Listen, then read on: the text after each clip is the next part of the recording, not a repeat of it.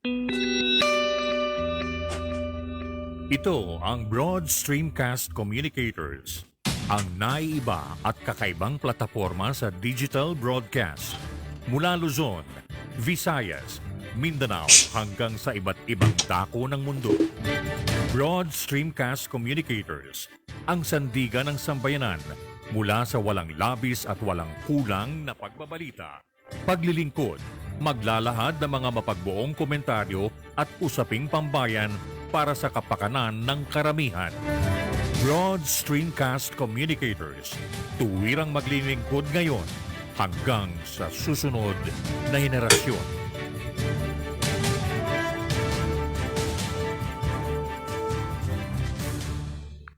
Thank you so much, Tony.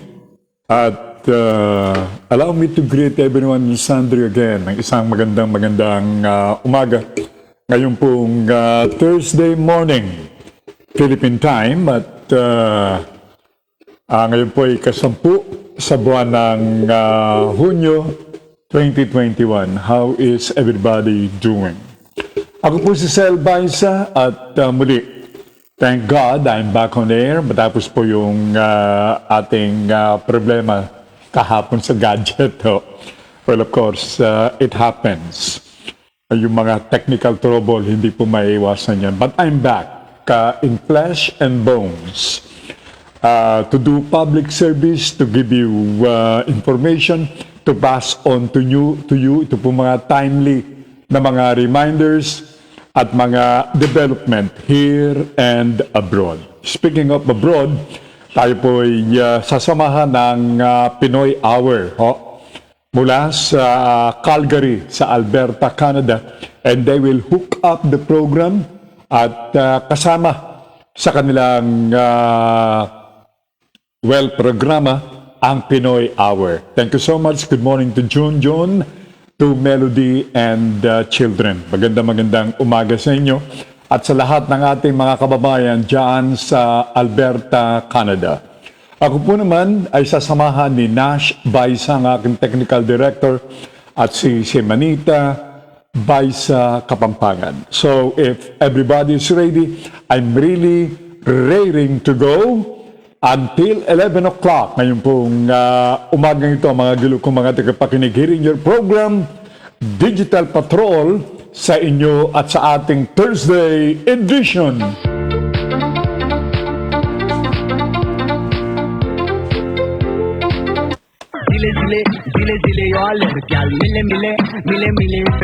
Good morning sa ating mga barangay officials sa Pilipinas. Well, they are doing a great job except for some na pananagutin dahil andito sa pagkalat apparently itong pandemya in their particular na nasasakupan. At of course, ating mga OFWs all over the globe. Magandang umaga sa inyo at naway nasa mabuti kayong kalagayan. Unahin natin ang magiging kalagayan ng ating panahon. It's rainy season down here, mga gilo kong mga tagapakinig sa bansang Pilipinas. And it's all because nitong hanging habagat. Kaya do expect for more rains. So, dahil nandito sa hanging habagat. Narito ang balitang panahon at ito'y mula kay weather forecaster Ariel Rojas. Magandang umaga po ng update ang tinuloy ng panahon. Meron tayo binubulong na isang low pressure area sa gitna ng Philippine Sea sa labas ng PAR. Kuli pong namataan sa layong 655 kilometers kanluran ng Dagupan City. Posible na ang LP na ito ay maging isang bagyo but beyond 48 hours pa. In the next 24 to 36 hours ay ito mananatiling LPA lamang at papunta sa may southern part ng China at northern part ng Vietnam. Naapektuhan ng monsoon trough ang buong kapuluan at makakaranas po ng medyo maulap na kalangitan, may mga kalat-kalat na mga pagulan at pagkidlat, pagkulog. Ang monsoon trough ay yung bahagi po ng ITZZ na nakadugtong sa habagat or sa monsoon system. So, meron pa rin po tayong habagat. At may mga okasyon din po na may katamtaman hanggang sa malalakas sa mga pagbuhos ng ulan na posibleng maranasan lalo po sa kanlurang bahagi ng bansa at posibleng magdulot ng mga bilang mga pagbaha at pag-uho ng lupa. Kaya pinag-iingat po yung ating mga kababayan, lalo po yung mga nakatira sa mga mababang lugar, sa tabing ilog at sa tabing sapa, maging sa mga bulubunduking lugar. At samantala, makakapagpalaot po yung ating mga kababayang mangingisda at yung may mga maliliit na sasakyang sa dagat, pero na naman tayong inaasahang matataas na alon. Yan po muna ang latest mula sa Pag-asa Weather Forecasting Center. Ako po si Ariel Rojas. Magandang umaga at mag-ingat po tayong lahat. Ka-Ariel, maitanong lang, bakit sa bandang mga huling oras ng hapon, no, mga unang oras ng gabi, nakakaranas partikular dito sa Metro Manila area ng mga pag-ulan? Ano ba ang dahilan nito? Lalo nga po tayong habagat at pag panahon po ng tag-ulan ay habagat po yung prevailing weather system. At kasama po sa atin tinatawag na monsoon trough yung habagat. So yun po yung nagdudulot ng mga pagbubuo ng kaulapan lalo po sa hapon at sa gabi. Sa umaga din po normally sa panahon ng habagat meron din po mga pag-ulan at tumitigil po yan pagdating po ng mga alas 7 at 8 at muling umuulan sa dakong tanghali, titigil ulit po sa hapon at late afternoon at early evening sa po bumabagsak yung ulan. Okay, take it from weather forecaster Ariel Rojas. Tayo po'y nakararanas ng mga pagulan, lalong-lalo na sa huling oras ng hapon at mga unang oras ng gabi. Maging sa umaga, dito sa Metro Manila area, incidentally, inyong mapapansin yung pong init sa mga sandaling ito. At science will remind us na kapag ganito ang panahon, sa ganitong mga kondisyon at tag-ulan, ating nararamdaman yung pong tinatawag na evaporation. Yung paghigop ng clouds, no? Ng evaporation ng tubig, yung vapor. At kapag ito ay pumanhik, ito ay naiipon at nangingitim, kaya bumibigat yung ulap. Kaya do expect for rains. Okay? Plus itong ating hanging habagat na nararamdaman. Thank you so much kay Ariel Rojas. Well, tayo po'y nakahook up na ngayon with Pinoy Hour. Napapanood sa bansang Canada at napapanood sa iba't ibang lugar ng ating mundo. At ito'y kasabayan din dito sa ating platform, ang channel, no? Official channel ng programang ito. Ito yung Broad Streamcast Communicators. Thank you so much, Pinoy Hour. Mga early morning na mga greetings mula sa ating mga listeners and viewers from Montreal, Canada. Norma Baisa Suel. I used to call her Uma.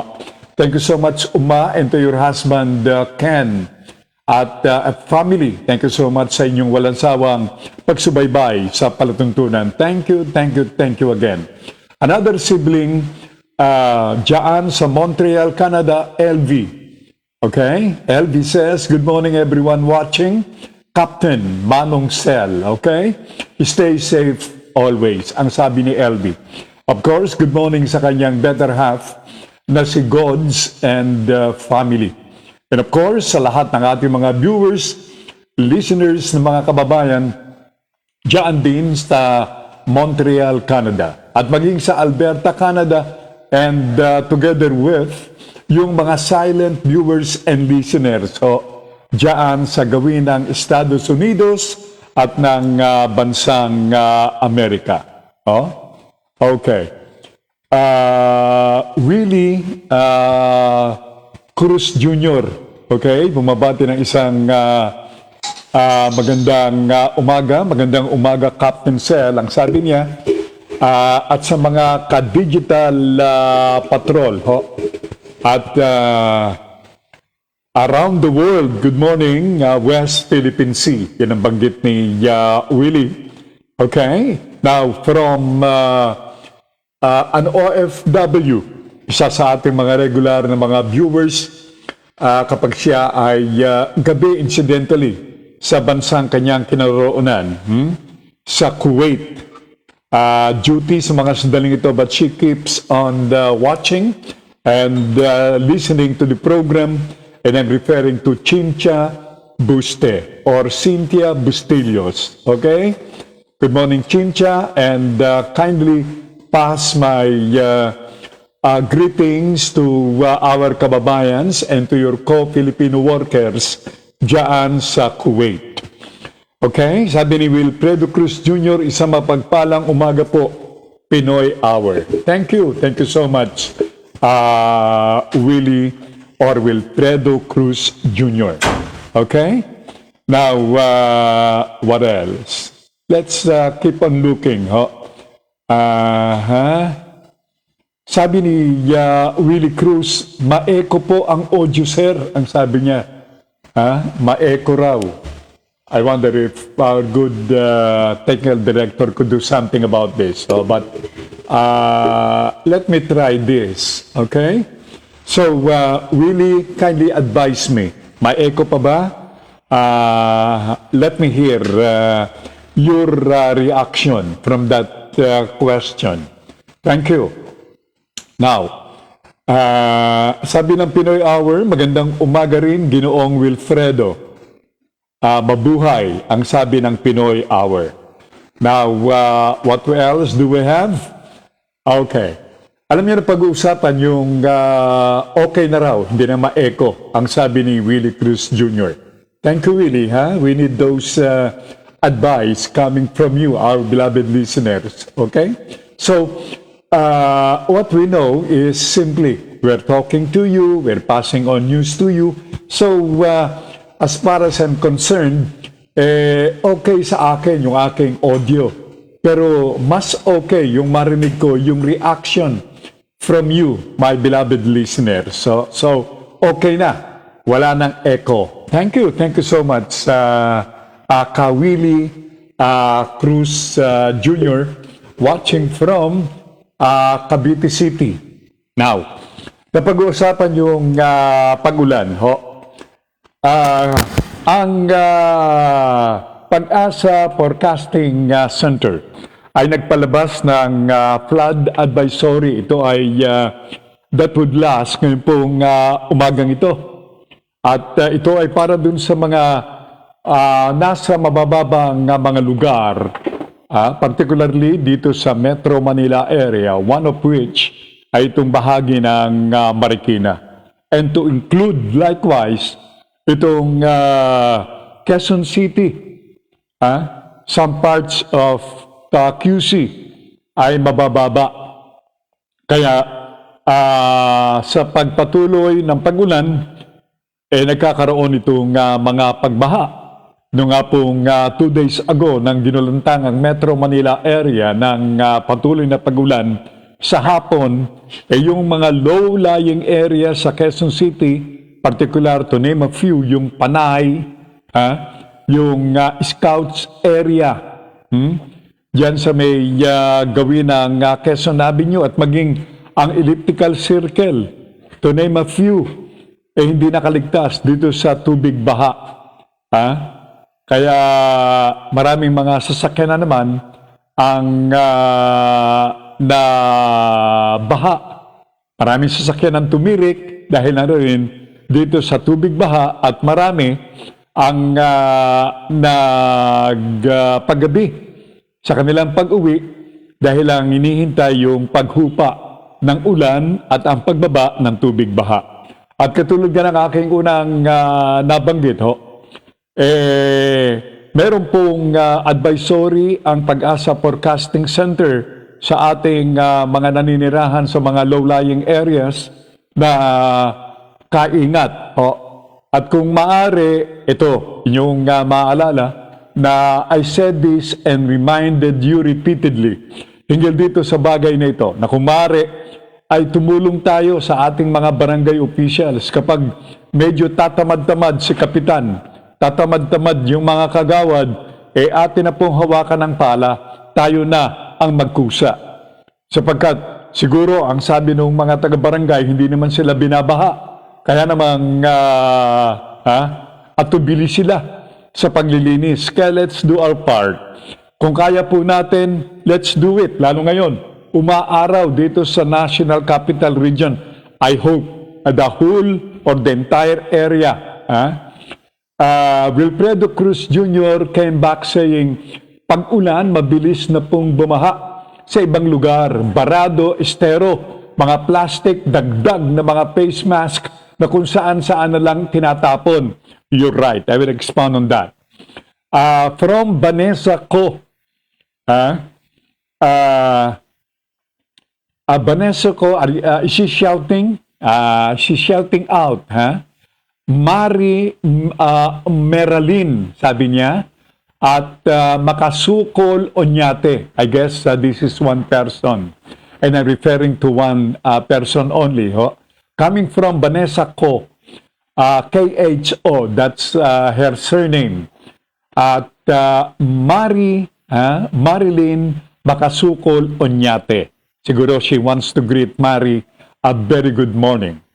From our watcher from Dallas, Texas, USA, came these greetings from another sibling of yours truly, si Presi Estrada. Okay? Hello, Sipre. I used to call her Sipre. A Phil-Am sister. Okay, the other two ay mga Phil-Canadians naman. Sabi ni Presi, good morning, Manong, and everyone watching your show. Thank you so much, Sipre, and likewise to your husband, Hari, okay, and children. Extend my regards to them. Likewise to the Penuela family watching from New Jersey in USA. Ang target ni Pangulong Biden ng USA pagdating ng kanilang Independence Day celebration, and that's July 4 o ika-4 ng Hulyo, that will be next month, independyente na rin o malaya na ang bansang Amerika dito sa pandemic na ito. So that's their target. Kaya namang walang tigil sa pag-encourage ang pamahalaan ni Pangulong Joe Biden ng USA para sa kanilang mga konstituwento na magpabakuna, because that's their ultimate target. Na pagdating ng July 4 ay okay na, narating na ng bansang Amerika ang tinatawag na herd immunity. Dito po sa ating bansang Amerika o sa ating bansang Pilipinas, dito sa bansang Pilipinas, well, ang sabi ni Joey Concepcion, Presidential Advisor on Entrepreneurship, kahit na hindi tayo dumating ng 70%, and that's herd immunity, at least, umabot lang tayo ng a certain degree o certain percentage, ay okay na. Mamaya, aking iparinig sa inyo, yung naging pahayag na yan ni Advisor Concepcion. Okay? Meantime, ang sabi ni Vanessa Ko, good morning po sa lahat, watching from Payatas, Quezon City. Ayun. Keep safe po sa lahat. Thank you very, very much, Vanessa. Wilfredo Cruz Jr. came into the picture saying, problema natin ang dengue sa tag-ulan. Linis-linis po tayo. Sa panahon ngayon, bawal magkasakit. Mahirap po maging mahirap sa bansa nating Pilipinas. That's true. And not only here in our country but elsewhere in the world. Napakahirap po na meron kang karamdaman. Kaya pinakamaganda ay malakas tayo, malusog. Ang sabi nga, maaring kulang tayo sa financial wealth. Hindi tayo nakahiga sa pera. Katulad ng iba nating mga kababayang Pilipino na kapag inantok, ayun, iraratay ang kanilang likuran sa kanilang kama na nakalatag yung napakaraming bugkos ng pera. Yan ang mga mayayaman. Now, going back to what I'm saying, yung pong napansin din ni Willie Cruz Jr. Sabi ni Kawili, marami tayong mga kababayan kasi na nagtatapon ng kung ano-ano sa mga drainage, sa mga kanal. Kaya as what I'm saying, may I continue with what I'm supposed to tell and urge everybody. Huwag na nating hintayin kumilos si barangay captain. Marami diyang mga barangay captain na mga tamad. Kapag masipag lamang magpakita, magpalabas, umarte kapag malapit na ang halalan. Mga politiko na rin weeks or months before the election, makikita nyo umiikot yan. Yung mga hindi nila ginagawa. Part of a grand act, if I may say so. Para sa ganun, maboto. Iisa naman ang kanilang hangad yung makuha, yung tiwala, at the same time, yung boto ng ating mga kababayan. Boto, B-O-T-O ang ibig sabihin, yung vote. Baka yung isipin ninyo, kasi sa ating mga kaibigan mga Ilocano, yung boto kapag nagkamali ka ng pagsasabi niyan, baka mauwi kung saan. Kaya boto, yun ang hinahanap. Kaya dun sa ating mga kababayan at this time, kung magbuo tayo ng grupo among our neighborhood, total, meron naman dyan na hindi mga pumapasok ng kanilang opisina, they're working from home. Kapag medyo bakante, magsama-sama tayo at ating linisin ang mga kanal, linis natin ang mga drainage. Ipakita natin sa tamad na mga barangay captain yung ating pagkakaisa. Matatakot yung mga yan sasabihin nila, naku, nagkakaisa ron baka tayo mabulungan na magkabulungan niya, wag iboto. Wag tayong iboto, patay tayo dyan. From Yoli, Austria. Good morning po, Sir Sel. Thank you so much, Yoli. A colleague of mine from the defunct EIIB, Miss Yoli, Austria. Okay? Kung yung kanyang kabataan pwedeng isali sa Miss Universe contest si Yoli Austria ng EIIB. Good morning kay Senigo, another colleague of yours truly sa defunct noong panahon ng ngayon ay defunct Economic Intelligence and Investigation Bureau ng Department of Finance. Nakabase diyan sa Campo Aguinaldo. Good morning to Secretary Joe Almonte. He was the commissioner ng EIIB ng mga panahon bago po siya natalaga bilang advisor on the security ng dating Pangulong Fidel Eddie Ramos. Alright. Sabi ni Wilfredo Cruz, kapag may pondo, yan, paglilinis na yan. Ang sisipag na mga yan, kapag walang pondo, tamlay. May punto na naman. Yung mga barangay na yan. Meron po ako nabalitaan yung mga barangay na masisipag magpagawa ng kalsada. Meron kasing kickback, may kita. Hindi lamang sila kumikita, kundi maging yung kontraktor. Kaya hindi nyo napapansin. Ito, naibulong po sa inyong lingkod. Diyan sa Barangay Plaridel, Barangay Doña Aurora, ilang ulit ginawa ang kalye ng Plaridel. Napansin po yan, naibulong sa inyong lingkod.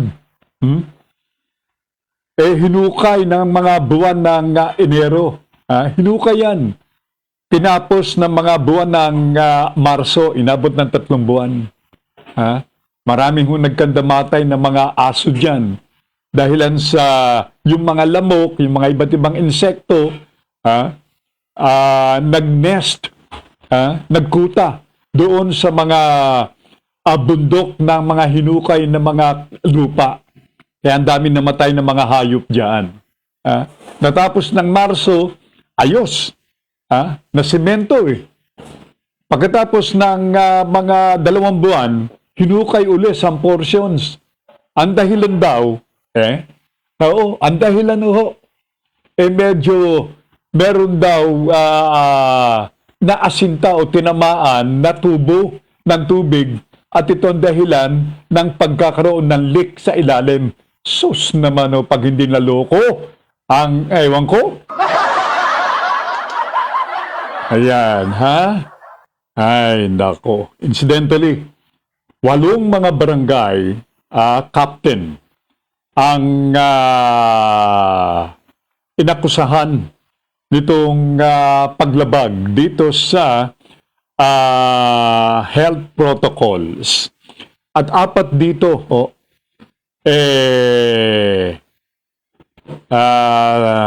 meron pang karagdagan na kasalanan. At isa rito ay si Romeo Rivera, Barangay Captain Romeo Rivera. Ito yung, kung hindi nagkakamali, yung barangay captain na sa isang lugar sa Quezon City, 4 sa Quezon City, na hinayaan yung pag-iinuman ng kapistahan ng kanyang barangay.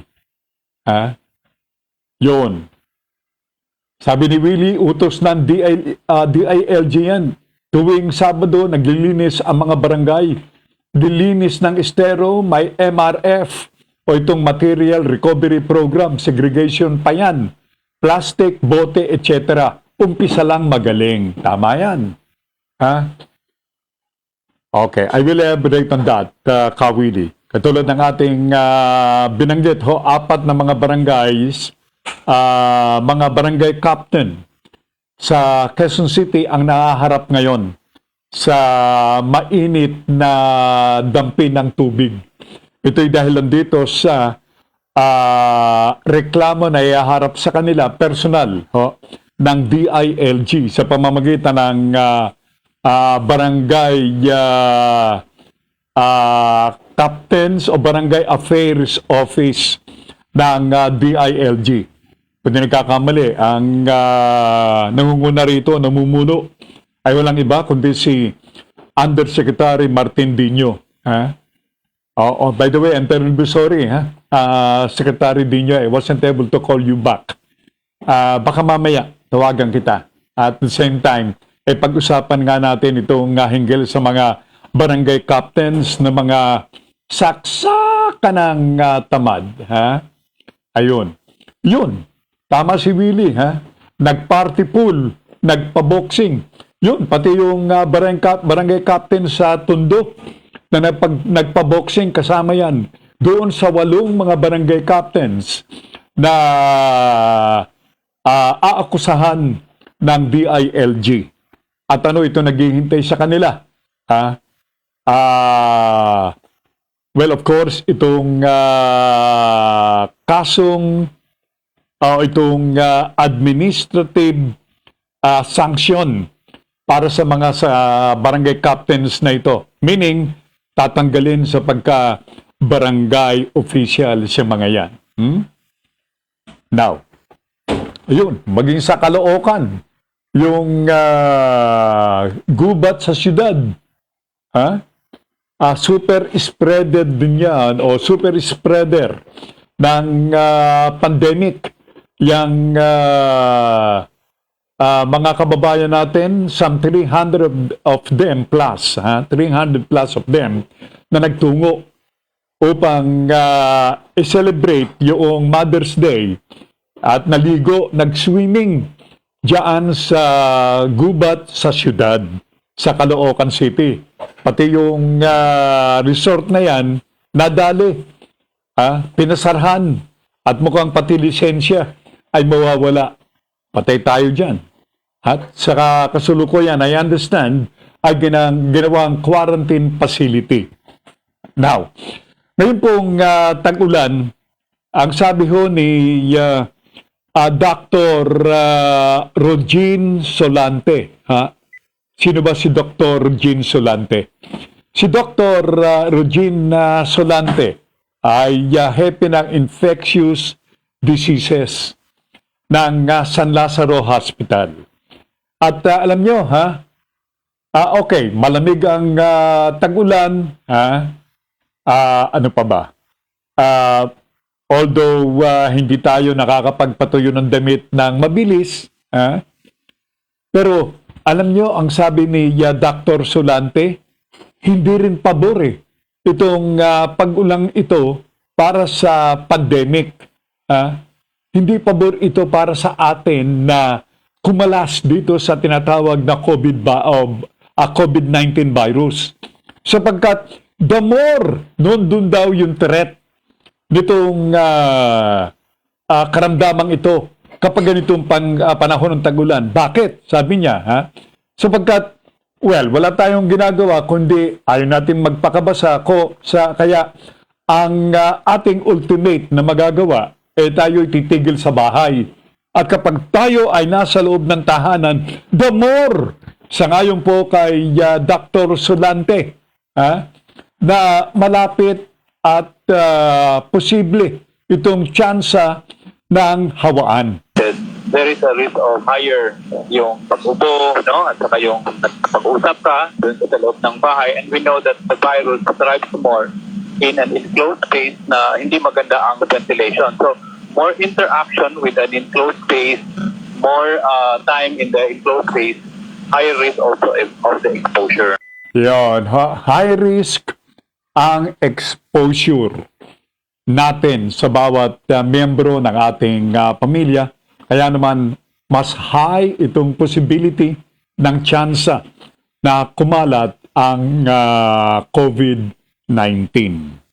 Yan po ang obserbasyon at pahayag ng isa pong health expert in person of Dr. Rodgin Solante.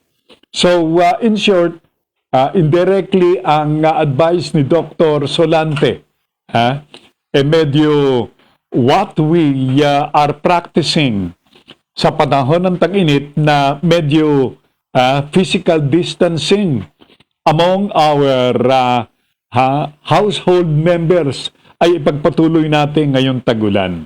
Sapagkat mas ganun din, mas malaki ang peligro nitong hawaan kapag ganito pong tag-ulan. At syempre, kapag tag-ulan, ang tendency, ikaw ay mababasa. Kaya kung ikaw ay mababasa, ikaw ay uubuhin yung mga respiratory diseases. Yan po ang ating nararanasan matatamo tuwing tag-ulan, lalo kapag ikaw ay nabasa. Nabasa ang iyong likuran. Natuyo yung basang damit sa iyong likuran, naletse na. Hindi ba yan ang pinagagalingan? Ito pong tinatawag na pag-ubo na might resort to pneumonia. At kapag pneumonia at meron pong pneumonia ang isa nating kababayan, mas malapit yung possibility na siya ay magkaroon nitong COVID-19.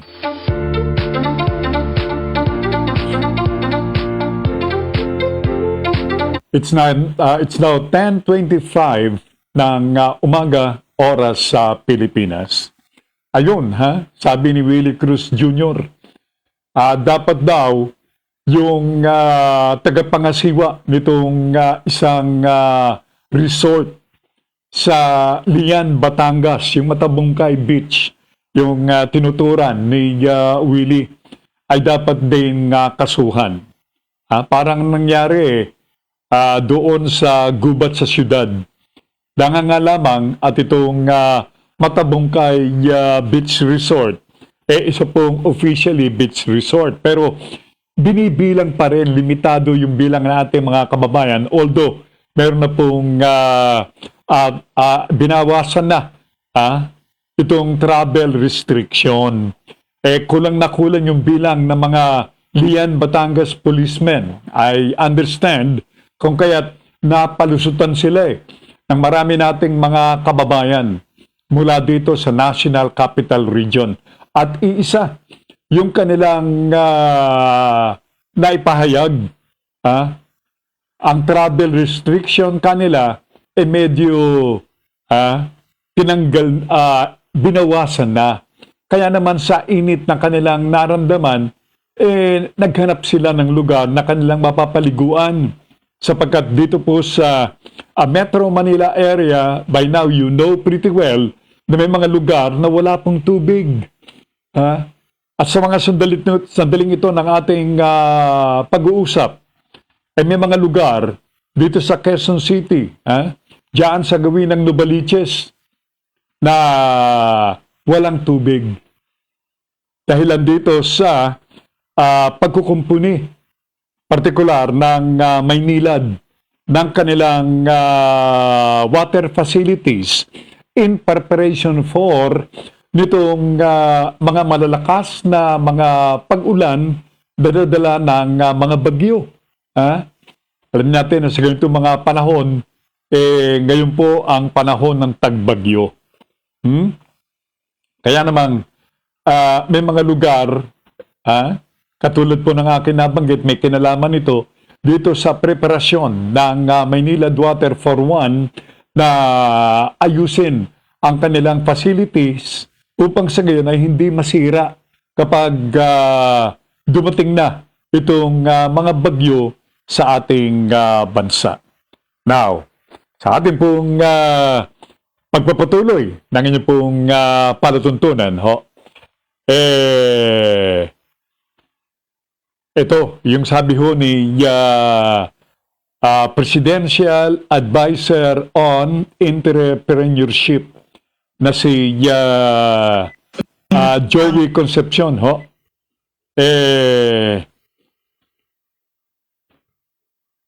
okay na para kay Secretary Joey Concepcion yung 40 to 50% ng mabakunahan ngayon pong taong ito once na we reach the end of the year. Okay na rin yan, maski hindi natin abutin yung ating pilit na inaabot na objective na 70% ng ating mga kababayang Pilipino itong mabakunahan. Okay na yan, sabi po ni Secretary Concepcion.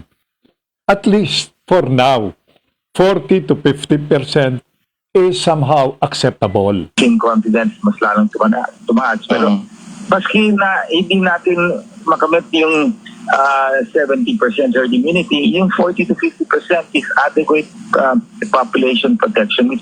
Ayun, that's adequate protection for our population. Yung 40 to 50% ang mabakunahan. Yan ang sabi ho ni Secretary Concepcion. So, in line with this, it reminds me nitong naging pahayag ni Secretary Carlito Galvez. Ang Vaccine SAR, yan po ang titulo na kinomisyon sa kanya, pinagkaloob sa kanya ni Mayor Digong. Ngayon pong buwan ito ng Hunyo at sa darating na buwan ng Hulyo ay milyong-milyong mga bakuna ang nakatakdang dumating rito sa ating bansa. Sabi ni Wilfredo Cruz Jr., bagyo ngayon, palakas ng palakas at magkakasunod pa minsan. Lindol, biglaan naman. Yan, Well. So ito mga panahon po talaga. Kaingat po tayo, I reminded you and don't tell me I didn't. Yung ating mga kababayan na medyo ayusin na yung ating mga tahanan.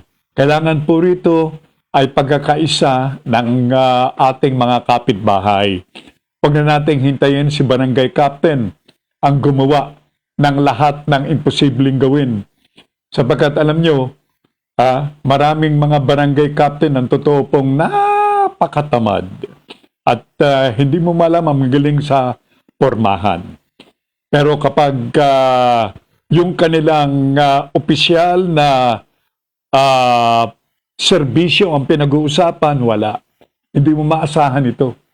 Pati yung kanilang mga yung mga barangay police, barangay security officers? Wala. Puro arte pa rin. Ayun, nagtatabaan yung mga tinamaan na magaling. Nasaan yung mga ayuda na dapat ay mapunta sa ating mga kababayan? Ayoko nang pag-usapan muna yung ayuda. Mahabang usapan po yan. But what I know, ngayong mga panahong ito, kailangan ay magkakapit kamay po tayong lahat. Huwag na po nating hintayin si Barangay Captain. Tayo na po ang mamuno. Gawin na natin ang dapat nating maipagsilbi sa ating barangay. Malay nyo. Hindi mo alam ikaw pala ang napipisil na susunod kay Barangay Captain.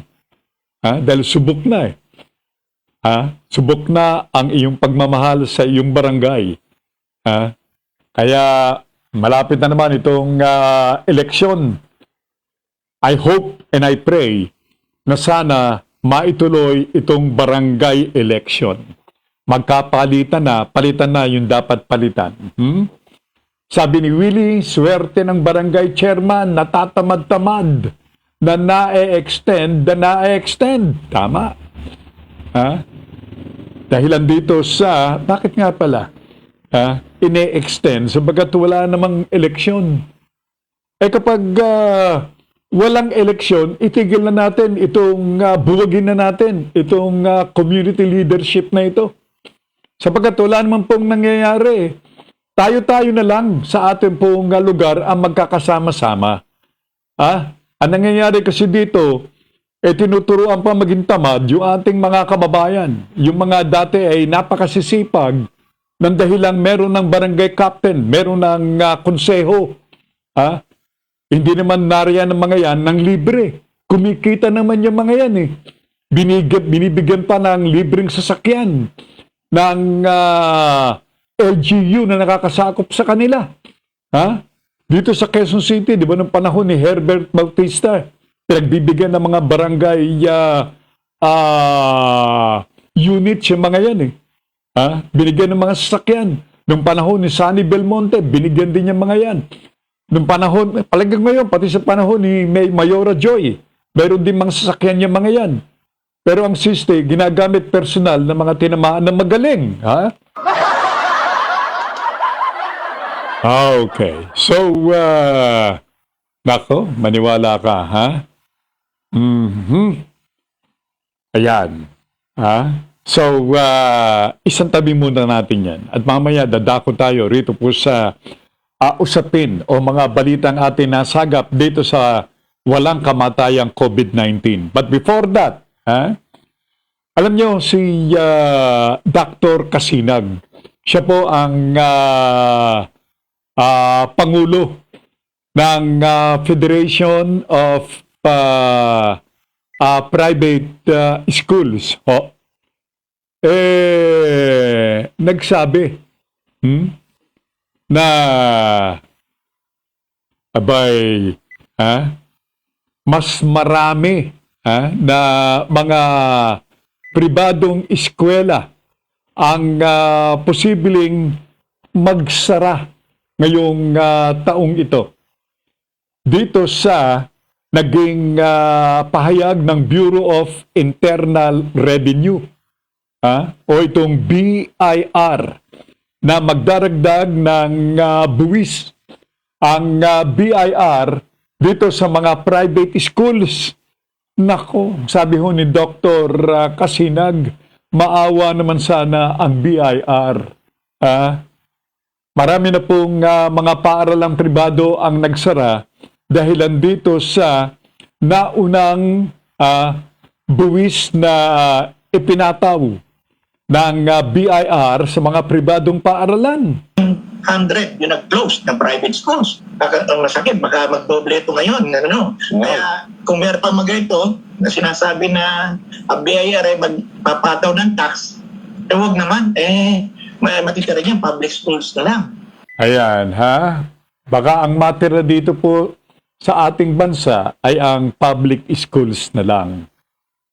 Yan po ang kinakatakot ni Dr. Kasinag. Once na ituloy ng BIR ang kanilang aksyon o hakbang ng pagpapataw ng karagdagang buwis sa mga private schools. Beno, iwasto niyo mga orasan ng oras sa Pilipinas para sa ating mga kababayan, lalong-lalo na kay Mrs. Nakapamili na ba? Mrs., mamili muna. Awat na yan pagkikipagkwentuhan kay Kumare. Kawawa naman si kumpare na darating mamaya, gutom na gutom yan.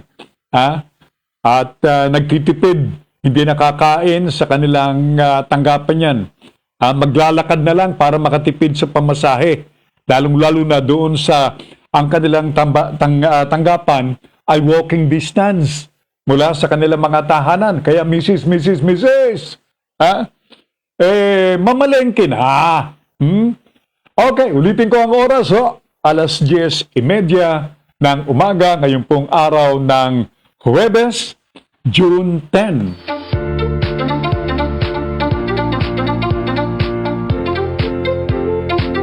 Okay, Kawili. May punto na naman si Kawili dito. Ito pong 4-piece. Yan, 4-piece. Pangtawid pamilya. Ang sabi nga po, pakisilip. Iba diyan kamag-anak ni chairman. Bato-bato sa langit, tamaan bukol. Ayan. Yung mga nabibiyayaan nitong 4-piece ng ating pamahalaan, ito po ay para dun sa poorest of the poor. Kaya namang itong 4-piece ay pinayagan siya ng ayunan ng pamahalaan bilang tulong na rin dun sa ating mga kababayang mahihirap. Poorest of the poor. Ayan. Pero hindi po sinasabi na poorest and related to chairman o barangay chairman. Hindi ganoon. Itong naging observation ni Kawili, siguro may nagbulong din kay Kawili, baka kumpare niya. Ito rin, binubulong sa akin ng nakalipas na mga panahon ng aking 33 mga kumpare. Kamag-anak ni chairman, then suddenly naging poorest of the poor.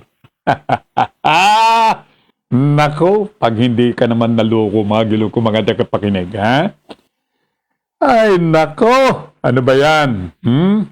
Okay. Ako yan lang po ang sasabi natin, okay.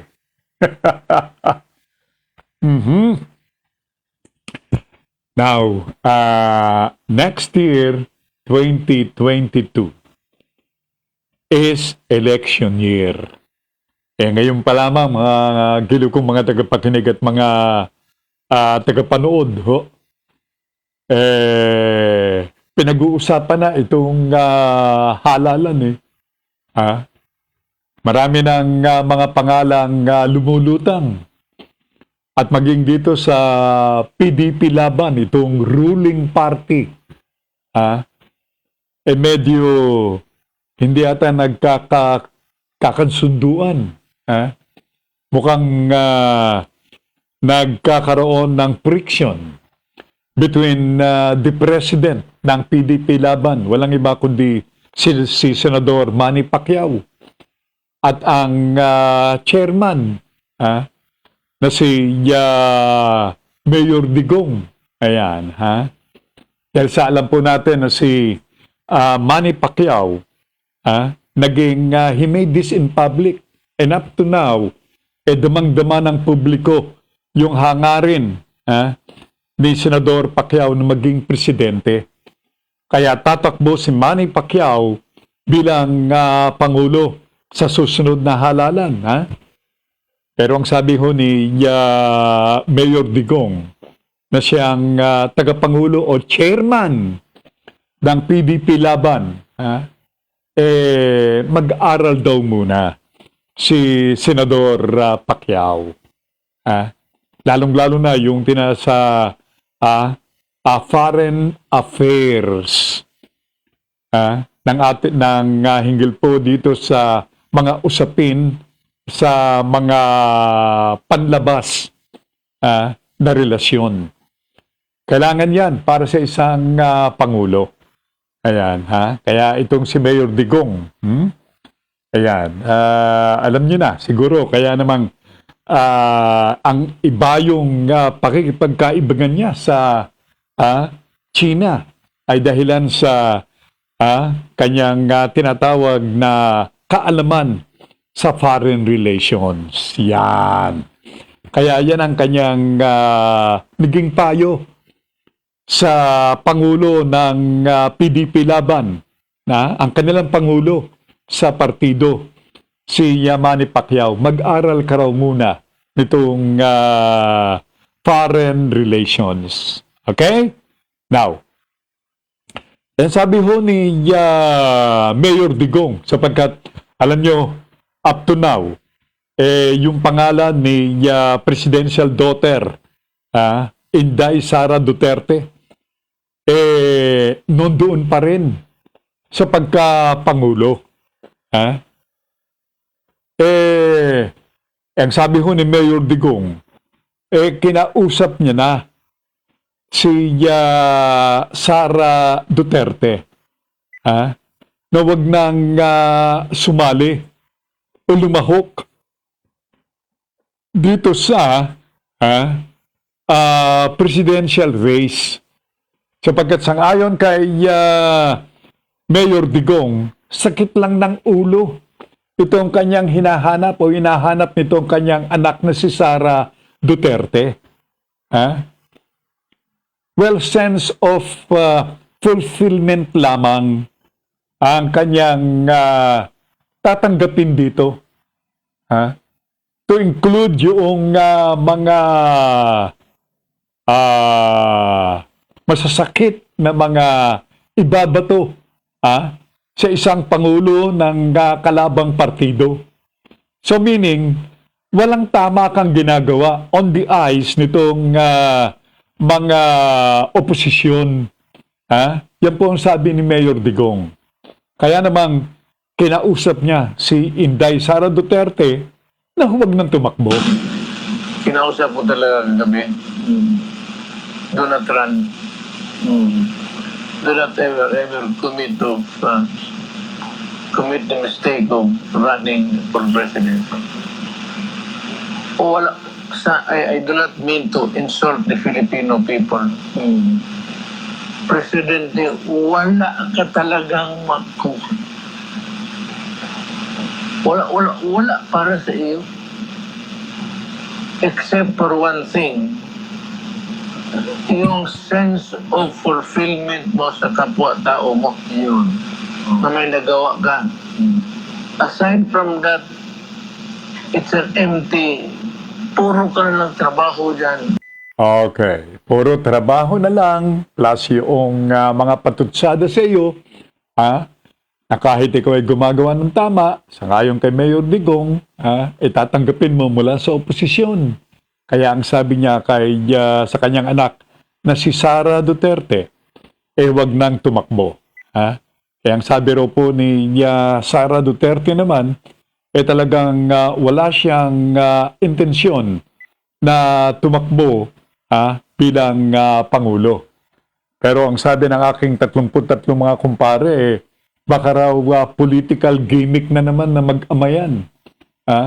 Dahil lang daw nung panahon ng eleksyon, ilang beses na inulit ni Mayor Digong na siya ay hindi tatakbo. Pero suddenly, nung malapit na yung halalan, sinabi niya, pinilit ako ng ating mga kababayan, kaya't ako ay tatakbo. Yan. Yun ang nangyari. And the rest was history. Now, in the case ni Harry Roque, mga gilo kong mga tagapakinig, ang sabi ni Harry Roque, hindi raw tatakbo itong si Bongo, itong anino ni Mayor Digong. Kung nasaan si Mayor Digong, noon doon itong si Bongo, kulang lang magkapalitan ng mukha, itong dalawang ito. Dahil lang kung noon doon makikita mo yung mukha ni Mayor Digong, tiyak na makikita mo rin yung mukha nitong si Bongo. Bongo. Hindi ho yung kinakain natin na tuwing Biyernes. Bongo. Hindi ho ba sa statistiko o doon sa naging pahayag na isa pong grupo, lumabas yung pangalan ni Bongo bilang Pangulo. At sabi ho ni Bongo, tatakbo siyang presidente. Pero in one condition, kung ang vice president niya ay walang iba kundi ang kanyang boss na si Mayor Digong, tatakbo siya. Now, pakinggan nga natin itong naging pahayag naman ng opisyal na tagapagsalita ng Palasyo ng Malacanang, na si Harry Roque. Hinggil dito sa pinahayag ni Sara Duterte na siya ay hindi tatakbo at ganoon din itong magiging stand ni Bongo dito sa usapin ng pagkapangulo kung tatakbo siyang presidente sa susunod na taon. Ni Senator Bongo na pag hindi tatakbo si Mayor Sara, pwedeng tumakbo siya Senator Bongo, pero tatakbo lang siya kung katambalan niya si Presidente Rodrigo Roa Duterte, no? So sa akin po, tignan muna natin mga pangyayari, no? Kasi parang merong mga different scenarios at ang decision po ng Presidente, siyempre, ibabase niya sa anong pinaka nakakabuti sa ating sambayan. Okay, yan mula po kay Harry Roque. Incidentally, si Harry Roque ay isa sa mga binanggit ni Mayor Digong na kanyang binabasbasan na tumakbong senador. Isa na rito si Sal Panelo, ang legal advisor ng Pangulo. And once upon a time, ay naging opisyal na tagapagsalita ng palasyo. At ng Pangulo. Yan.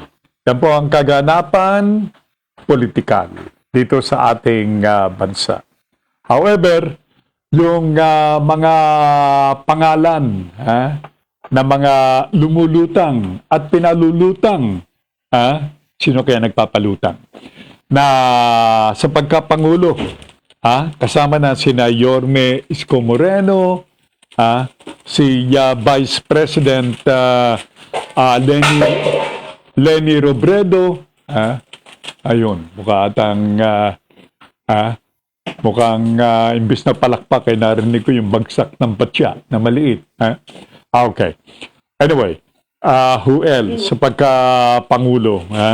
Manny Pacquiao, former Associate Justice Antonio Carpio, si Senator Ping Lacson, lumulutang na rin ang pangalan. Pero sa iba atang partido, hindi rito sa isang bayan. Meron sariling dahilan si Senador Lacson kung bakit. Kung tatakbo siya bilang Pangulo, hindi sa isang bayan. Anyway, ang sabi ni Willie, meron namang karma. Gumagawa ng di mabuti sa kapwa, may tamang panahon, nakakastigo. Magbago na, yun ang sabi ni Kawili. From Chincha Buste o from Cynthia, yung kondisyon po ni Senador Bongo sa pagtakbo sa pagka-presidente ay isa ng matibay na batayan kung ano ang tunay niyang hangarin at paninindigan. Walang tibay na maaasahan. Coming from Chincha. Thank you so much sa Chincha. Maraming salamat. At by the way, salamat po dun sa mga patuloy na nag-share at nagla-like itong Digital Patrol. Now, speaking of our platform, itong Broad Streamcast Communicators, ang inyong pong lingkod ay, of course, nananawagan sa ating mga kababayan na to listen and to view and to watch, I should say, all the programs. Mula po umaga, from sign on to sign off. Dito sa inyong channel na ito. Broad Streamcast Communicators.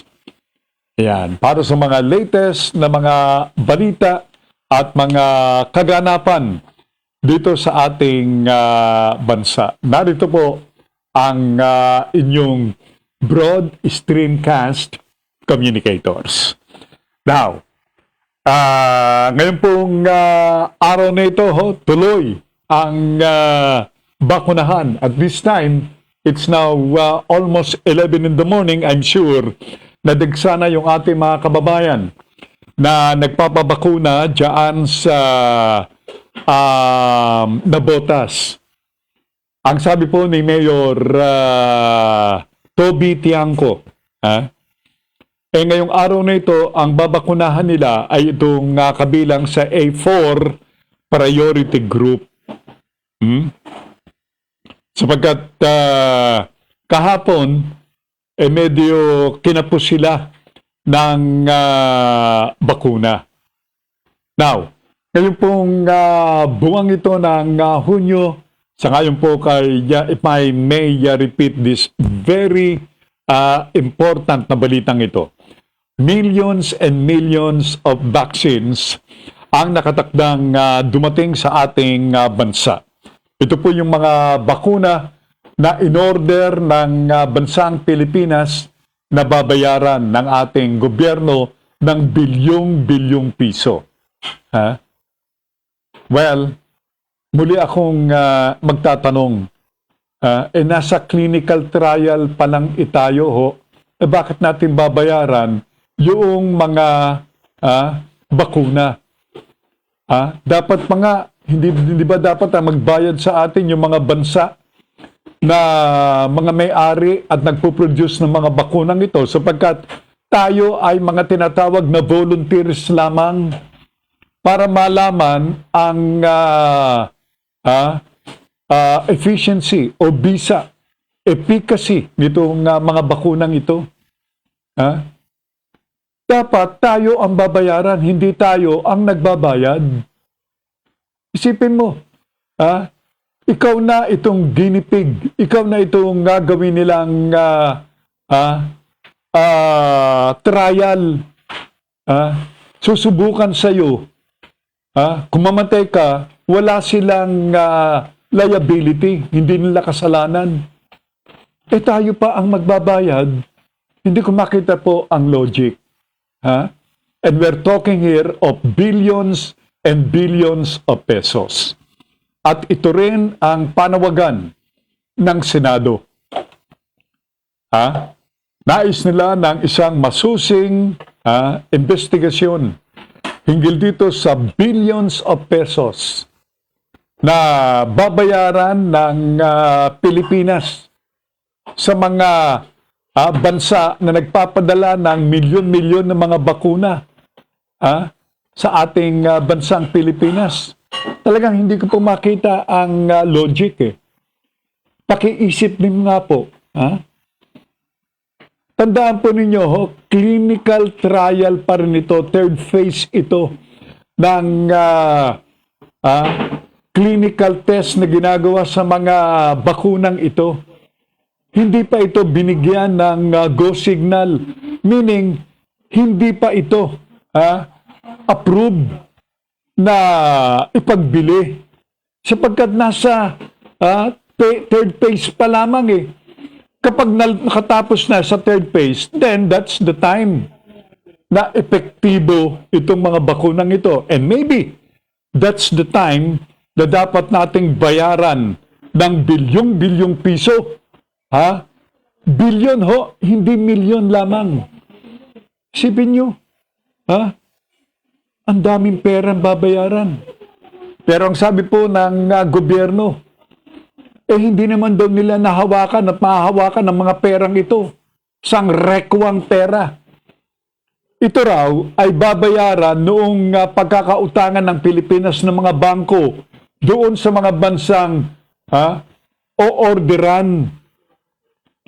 inorderan ng mga bakuna. Yan po ang kanilang naging agreemento o usapan. Pero just the same, ang hindi ko po talaga lubos maisip, nasa third trial pa lang, bakit natin babayaran na? Katanungan na nagpapagulo sa kaisipan ng inyong lingkod at maging sa marami nating mga kababayan na idunog ang the same observation dito po sa palatuntunan. Pero wala na po tayong sapat na panahon, ho. Maraming salamat sa inyo pong muling pakikinig at pagsubaybay sa inyong palatuntunang Digital Patrol. And again, maraming salamat kay Nash. Thank you so much kay Semanita. Maraming salamat sa aking mga siblings, sistas, sina LV, Uma, si LV at si Uma sa Montreal, Canada. Ganun din sa Estados Unidos si Presi and their respective family. Okay? God bless Pilipinas, ang sabi nilang tatlo. Pero, ipako na ang inyong pakikinig at panonood dito sa channel na ito ng Broad Streamcast Communicators at sa susunod na mga sandali till noontime, inyo naman makakasama sa Himpapawid ang buhay online ni Binibining JC Bautista. Muli, maraming salamat sa Pinoy Hour kay John, Hello Melody and Children, At salamat sa mga ating mga kasama sa paglilingkod bayan sa Pinoy Hour. Stay safe and healthy always. Diyos ti angina. Maraming salamat. Bye-bye for now. I love you more.